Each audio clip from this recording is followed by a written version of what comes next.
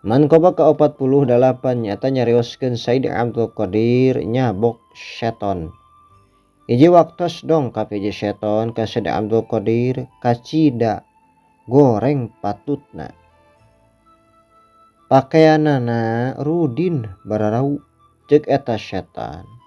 Jisim abdi nu mawi dumaheus sejangah khodaman kasalira. Moga keur sanampi. Henteu diwalonan naon-naon geplok bae dicabok ku Said Abdul Qadir.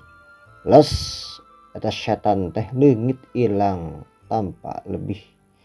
Na ari datang deui teh mawa seuneu ngagugudag rek ngaduruk ka Said Abdul Qadir.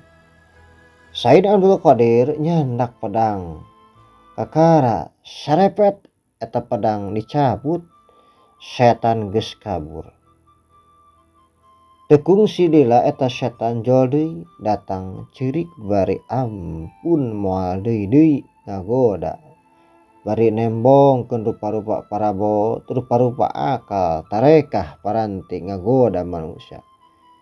Saur Said Abdul Qadir, nyingkir sia setan. Datang deui.